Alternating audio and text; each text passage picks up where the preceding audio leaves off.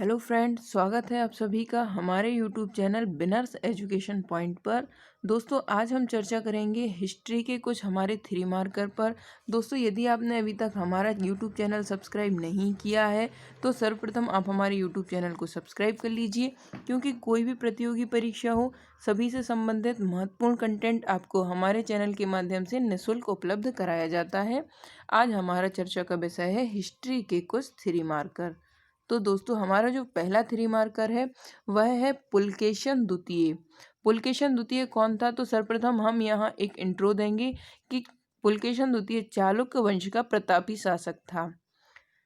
इसकी विशेषता क्या रही? तो इन्होंने जो पुलकेशन द्वितीय थे, इन्होंने नर्मदा नदी के तट पर हर्षवर्धन को पराजित किया था। हर्षवर्धन जो कि वर्धन वंश के प्रतापी शासक थे, उन्हें पुलकेशन द्वितीय ने नर्मदा नदी के तट पर पराजित किया था। इनकी उपाधि क्या थी? तो इनकी उपाधि थी दक्षिणापथेश्वर की। और पुलकेशन द्वितीय के विषय में जानकारी हमें ऐहोल अभिलेख से प्राप्त होती है। तो यहाँ हम पुलकेशन द्वितीय में इतना लिख सकते हैं 3 नंबर के अंतर्गत कि यह चालुक्य वंश के प्रतापी शासक थे। नर्मदा नदी के तट पर इन्होंने हर्षवर्धन को पराजित किया था और उपाधि इन्होंने दक्षिणापथेश्वर की उपाधि धारण की थी, और इनकी जानकारी हमें ऐहोल अभिलेख से प्राप्त होती है। इसके पश्चात है चंदेल वंश। चंदेल वंश के अंतर्गत हम कुछ महत्वपूर्ण बिंदुओं पर चर्चा करेंगे। तो हमारा पहला जो है वह है संस्थापक। चंदेल वंश का संस्थापक कौन था? तो चंदेल वंश का संस्थापक था नन्नुक। इसकी राजधानी क्या थी? तो चंदेल वंश की राजधानी खजुराहो थी, जिसे प्राचीन समय में खजूर वाहक के नाम से जाना जाता था। प्रमुख शासक कौन कौन से थे चंदेल वंश के? तो यशोवर्मन और विद्याधर। इसके अतिरिक्त आप परमार्दी देव का भी नाम लिख सकते हैं। यहाँ पर हमें कम शब्दों में अपने उत्तर को अच्छा लिखना होता है, तो यहाँ पर मैंने सिर्फ 2 ही जो चंदेल वंश के शासक थे उनके नाम लिखे हैं। इनकी प्रमुख विशेषता क्या रही? तो इन्होंने नागर शैली में मंदिरों का निर्माण करवाया था। जो चंदेल वंश है उसने 950 से 1050 ईस्वी के मध्य खजुराहो में नागर शैली में मंदिरों का निर्माण कराया था। प्रमुख मंदिर कौन कौन से हैं जिनका निर्माण चंदेल वंश के द्वारा किया गया था? तो कंदरिया महादेव मंदिर, चित्रगुप्त मंदिर, लक्ष्मण मंदिर आदि प्रमुख ऐसे मंदिर हैं जिनका निर्माण खजुराहो में चंदेल वंश के द्वारा किया गया था। इसके पश्चात हमारा अगला थ्री मार्कर है गुप्तकालीन मंदिर। गुप्तकालीन मंदिर कौन कौन से हैं, वे कहाँ कहाँ हैं, इनके विषय में भी हम एक बार चर्चा कर लेते हैं। गुप्तकालीन मंदिर तो यह नागर शैली में निर्मित हैं। नचना कुठार का शिव मंदिर जो कि पन्ना में स्थित है। देवगढ़ का दशावतार मंदिर यह झांसी में स्थित है। तिगवा का विष्णु मंदिर यह जबलपुर में स्थित है। और भूमरा का शिव मंदिर यह सतना में स्थित है। तो यह जो है वह प्रमुख गुप्तकालीन मंदिर हैं। दोस्तों, यदि आपको कोई अन्य मंदिर का नाम याद आ रहा हो तो आप वहाँ भी यहाँ उसको ऐड कर सकते हैं। इस प्रकार से आपके नंबर बढ़ने की संभावना बढ़ जाएगी। अन्यथा आपको यदि कुछ नहीं आ रहा है तो आप इतना लिख सकते हैं कि गुप्त शासकों द्वारा नागर शैली में मंदिरों का निर्माण कराया गया। प्रमुख मंदिर के अंतर्गत नचना कोठार का शिव मंदिर जो कि पन्ना में स्थित है। देवगढ़ का दशावतार मंदिर जो कि झांसी में स्थित है। तिगवा का विष्णु मंदिर जो जबलपुर में स्थित है। और भूमरा का शिव मंदिर जो कि सतना में स्थित है।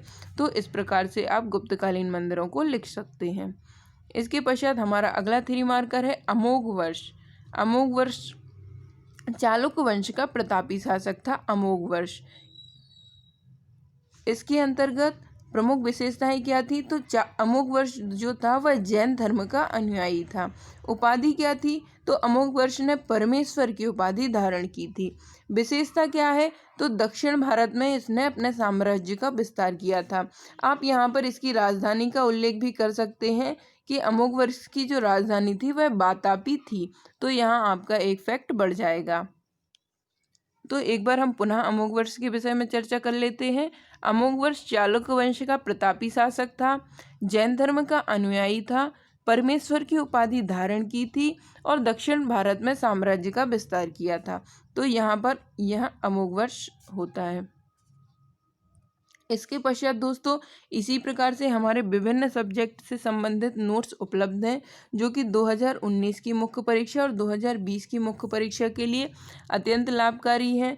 आपकी सफलता को सुनिश्चित करने के लिए हमारे द्वारा बहुत ही सरल भाषा में प्रश्नोत्तर शैली में नोट्स बनाए गए हैं, जिसके माध्यम से आप प्रश्न उत्तर ही पढ़ें और सीधा आंसर लिखें अपना। तो इसलिए आप शीघ्र हमारे मेंस के नोट्स परचेज़ कर सकते हैं। मेंस के नोट्स परचेज़ करने की लिंक आपको डिस्क्रिप्शन बॉक्स में दी गई है। आप इंस्टा मोजो की लिंक पर जाकर चेकआउट कर सकते हैं और हमारे नोट्स परचेज़ कर सकते हैं। अभी हमारे पास Hindi, ethics, social, geography, polity आदि से संबंधित नोट्स उपलब्ध हैं। डिस्क्रिप्शन बॉक्स में आपको लिंक दी गई है, आप वहाँ जाकर चेकआउट कर सकते हैं और हमारे नोट्स परचेज़ कर सकते हैं। बहुत ही किफ़ायती दाम में, न्यूनतम शुल्क में आपको हमारे नोट्स उपलब्ध कराए जा रहे हैं। अब हमारा जो अगला 3 मार्कर है वह है सारनाथ कला। तो सारनाथ कला जो है वह मूर्ति कला की एक प्रमुख शैली है, जिसका विकास उत्तर प्रदेश में हुआ था। विशेषता क्या है इसकी? तो इसके अंतर्गत बुद्ध की मूर्तियां बनाई गईं। इसमें अलंकरण का अभाव होता है और सामान्य रूप से ही मूर्तियों का निर्माण किया जाता है। सारनाथ कला के अंतर्गत गांधार कला और मथुरा कला का सम्मिश्रण प्रस्तुत किया गया था। सारनाथ कला जो है वह मूर्ति निर्माण कला की प्रमुख शैली है। दोस्तों मूर्ति निर्माण कला की सिर्फ 3 शैलियां ही प्रमुख हैं। एक बार हम उनके विषय में ही चर्चा कर लेते हैं। तो मूर्ति निर्माण कला की 3 शैलियां हैं, जिनमें प्रमुख हैं गांधार कला, जिसका विकास हुआ था उत्तर पश्चिम भारत में। इसके पश्चात है मथुरा कला, तो इसका जो विकास है वह मथुरा अर्थात उत्तर प्रदेश में हुआ था। और तीसरी जो शैली है वह है सारनाथ शैली। तो यह 3 जो है वह मूर्ति निर्माण कला की प्रमुख शैलियां हैं। इनके अंतर्गत प्रमुख मूर्तियां बनाई जाती हैं। गांधार कला के अंतर्गत बुद्ध और बोधिसत्व से संबंधित मूर्तियां बनाई गई। मथुरा कला के अंतर्गत जैन, बौद्ध और हिंदू धर्म से संबंधित अनेक मूर्तियां बनाई गई। जो मथुरा की मूर्तियां हैं या मथुरा कला की मूर्तियों का जो संग्रहालय है वह मथुरा में स्थित है। इसके पश्चात है सारनाथ कला। तो सारनाथ कला के संबंध में हमने विस्तृत चर्चा कर ही ली है हमारे इस 3 मार्कर में। तो इसमें बुद्ध की मूर्तियां बनाई गई। इसका विकास उत्तर प्रदेश में हुआ।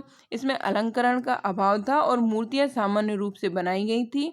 इसमें गांधार कला और मथुरा कला का मिश्रण होता है। इसके पश्चात है हमारा अगला 3 मार्कर।